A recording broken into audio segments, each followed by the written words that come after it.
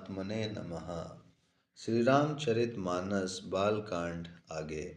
जगत में स्त्री पुरुष संज्ञा वाले जिसने चर अचर प्राणी थे, वे सब अपनी अपनी मर्यादा छोड़कर काम के वश हो गए। सबके हृदय में काम की इच्छा हो गई।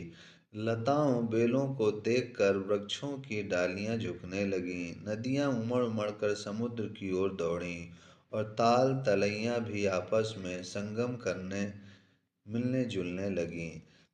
जब जड़ वृक्ष नदी आदि की यह दशा कही गई, तब चेतन जीवों की करनी कौन कह सकता है। आकाश जल और पृथ्वी पर विचरने वाले सारे पशु पक्षी अपने संयोग का समय भुलाकर काम के वश हो गए।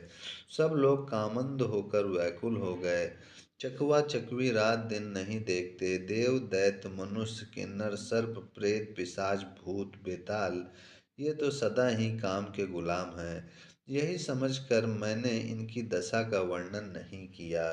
सिद्ध विरक्त महामुनि और महान योगी भी काम के वश होकर योग रहित या स्त्री के विरही हो गए। जब योगीश्वर और तपस्वी भी काम के वश हो गए, तब पामर मनुष्यों की कौन कहे। जो समस्त चराचर जगत को ब्रह्ममय देखते थे, वे अब उसे स्त्रीमय देखने लगे। स्त्रियां सारे संसार को पुरुषमय देखने लगीं और पुरुष उसे स्त्रीमय देखने लगे।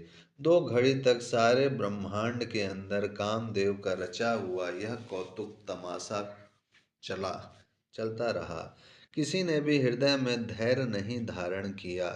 कामदेव ने सबके मन हर लिए। श्री रघुनाथ जी ने जिनकी रक्षा की, केवल वे ही उस समय बचे रहे। 2 घड़ी तक ऐसा तमाशा हुआ, जब तक कामदेव शिव जी के पास पहुंच गया। शिव जी को देखकर कामदेव डर गया। तब सारा संसार फिर जैसा का तैसा स्थिर हो गया। तुरंत ही सब जीव वैसे ही सुखी हो गए जैसे मतवाले नशा पिए हुए लोग मद नशा उतर जाने पर सुखी होते हैं। दुर दुराधर्ष जिनको पराजित करना अत्यंत ही कठिन है और दुर्गम जिनका पार पाना कठिन है, भगवान संपूर्ण ऐश्वर्य धर्म यश श्री ज्ञान और वैराग्य रूप 6 ईश्वरीय गुणों से युक्त रुद्र महाभयंकर शिव जी को देखकर कामदेव भयभीत हो गया।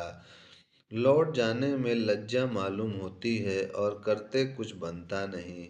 आखिर मन में मरने का निश्चय करके उसने उपाय रचा। तुरंत ही सुंदर ऋतुराज वसंत को प्रकट किया। फूले हुए नए नए वृक्षों की कतारें सुशोभित हो गईं।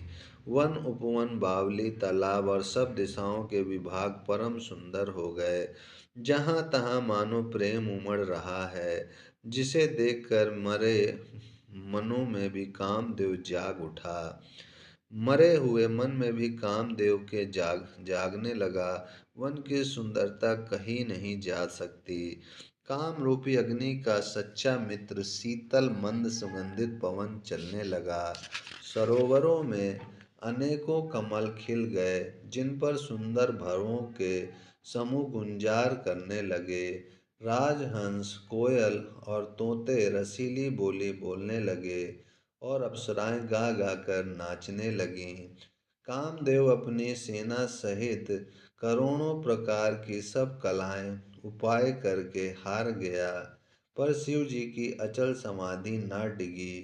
तब कामदेव क्रोधित हो उठा। आम के वृक्ष की एक सुंदर डाली देखकर मन में क्रोध से भरा हुआ कामदेव उस पर चढ़ गया। उसने पुष्प धनुष पर अपने 5 बाण चढ़ाए और अत्यंत क्रोध से लक्ष्य की ओर ताककर उन्हें कान तक तान लिया। कामदेव ने तीक्ष्ण 5 बाण छोड़े जो शिव जी के हृदय में लगे। तब उनकी समाधि टूट गई और वे जाग गए। ईश्वर शिव जी के मन में बहुत क्षोभ हुआ और उन्होंने आंखें खोलकर सब ओर देखा। जब आम के पत्तों में छुपे हुए कामदेव को देखा तो उन्हें बड़ा क्रोध हुआ, जिससे तीनों लोग कांप उठे। तब शिव जी ने तीसरा नेत्र खोला। उनके देखते ही कामदेव जलकर भस्म हो गया। जगत में बड़ा हाहाकार मच गया। देवता डर गए, दैत्य सुखी हुए। भोगी लोग काम सुख को याद करके चिंता करने लगे और साधक योगी निष्कंटक हो गए। कामदेव की स्त्री रति अपने पति की यह दशा सुनते ही मूर्छित हो गई। रोती चिल्लाती और भांति भांति से करुणा करती हुई वह शिव जी के पास गई। अत्यंत प्रेम के साथ अनेकों प्रकार से विनती करके हाथ जोड़कर सामने खड़ी हो गई।